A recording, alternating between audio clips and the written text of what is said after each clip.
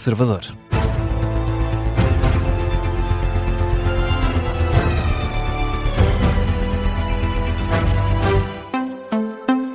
Jornal das 10, com edição do Miguel Cordeiro. São e salvo, os Estados Unidos anunciaram esta madrugada o resgate do piloto de combate que estava desaparecido no Irão, mas Teherão, Miguel, nega esta versão da história. Diz que a tentativa de resgate do piloto falhou e diz também que 3 aviões militares dos Estados Unidos da América foram destruídos. E é uma resposta da Guarda Revolucionária do Irão depois de Donald Trump ter recorrido às redes sociais para anunciar uma das mais ousadas missões de resgate da história norte-americana.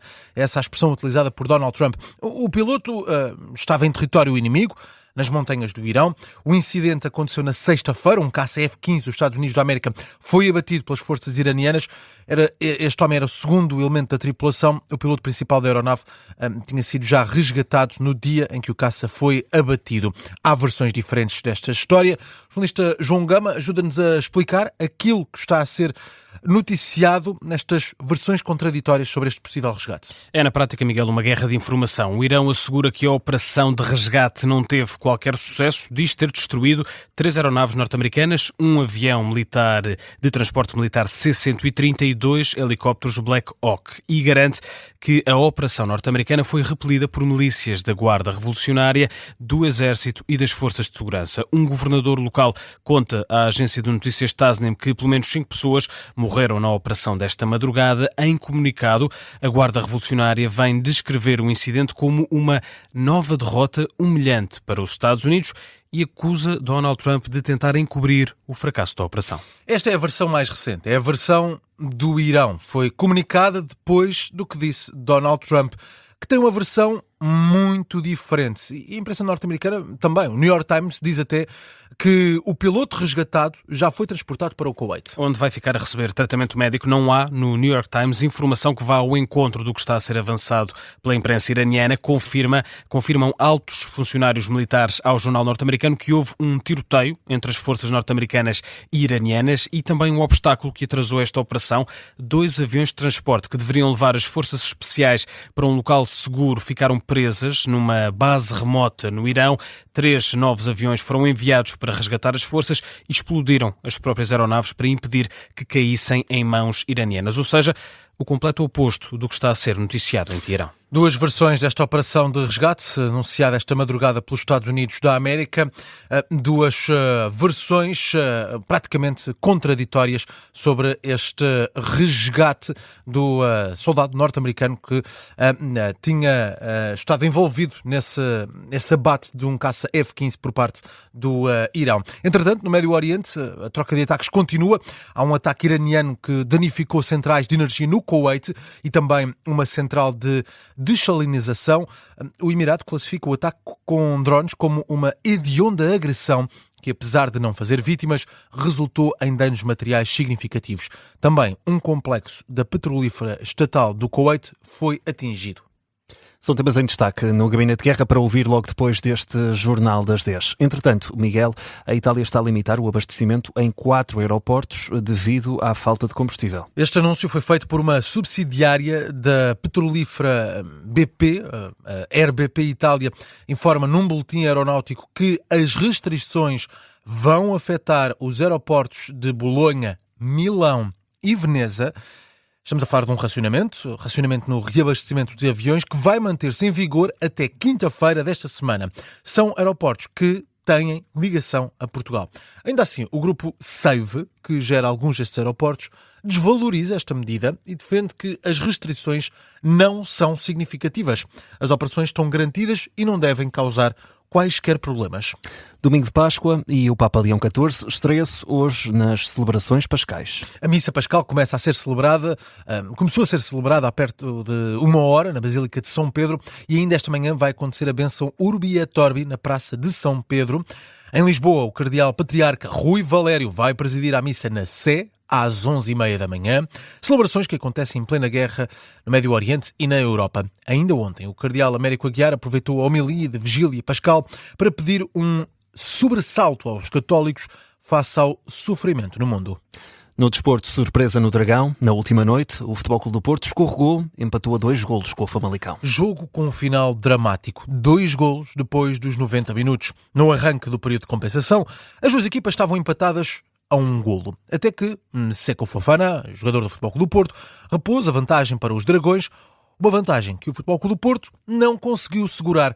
Mesmo no final do jogo, aos 90+9, Rodrigo Pinheiro marcou para a equipa do Famalicão e fixou o resultado final em 2-2. Farioli, treinador do Futebol Clube do Porto, mostrou-se desiludido com os jogadores e no final do jogo tinha também muito para dizer sobre a arbitragem. Como já vos disse, a área de interpretação está sempre a mudar muitas vezes. Há um momento em que o puxão é suficiente e na semana seguinte já não é suficiente. Mas o maior problema é a direção que esta decisão toma. Eu já vos disse, e até podem tirar daqui um bom título, a zona cinzenta tem estado a tornar-se verde. Aliás, é verde desde o início da época. As queixas de Farioli sobre um possível pontapé de penalti a favor dos Dragões que não foi assinalado. Pelo Famalicão, o treinador Hugo Oliveira quis elogiar a prestação dos jogadores. Jogamos aqui perante um grande adversário, um grandíssimo adversário, muito forte, com muitas alternativas, com muita capacidade individual, mas também muita capacidade coletiva. O jogo entrou numa toada forte, agressiva, mas muito tática, e aí eu tenho que tirar o chapéu aos meus rapazes, porque tiveram um comportamento incrível do ponto de vista da interpretação daquilo que foi o jogo. Tivemos jogadores com exibições, na minha opinião, fantásticas, porque com a idade que eles têm, com a capacidade de interpretar o jogo como eles tiveram. Depois experimentámos uma forma de estar um bocadinho diferente sem bola e a capacidade interpretativa deles muito, muito boa, mas depois mantendo a mesma coragem perante um ambiente fantástico, fantástico, um grandíssimo jogo de futebol entre o Futebol Clube do Porto e o Famalicão. Futebol Clube do Porto 2, Famalicão também 2. Na tabela classificativa, no topo da tabela classificativa, o Futebol Clube do Porto soma 73 pontos. O Sporting, que tem um jogo em atraso, está a 5 pontos. O Benfica, que joga apenas amanhã, portanto também tem um jogo de atraso face ao Futebol Clube do Porto, está a 3 pontos do Sporting, 8 dos Dragões. E Miguel, ouvíamos há pouco Francesco Farioli.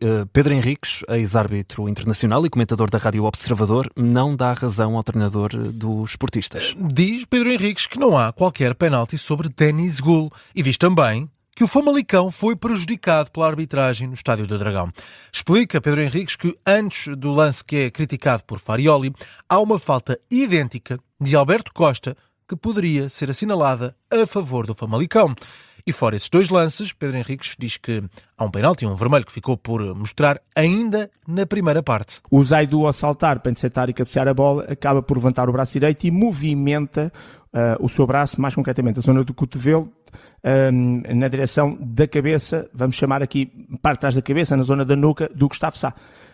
E fica claramente um pontapé de penalti por assinalar, porque é uma entrada negligente na maneira como aborda, e depois amarelo ou vermelho, conforme, se for excessiva, cartão vermelho. Quando a entrada é só negligente, este só entre aspas, é punido com cartão amarelo. Ora, claramente penalti, claramente cartão amarelo por esta entrada negligente usando o braço, e neste caso concreto o cotovelo, acertando em cheio na nuca, com um movimento que é deliberado e no sentido dessa mesma nuca, e portanto faltou aqui a intervenção do VAR.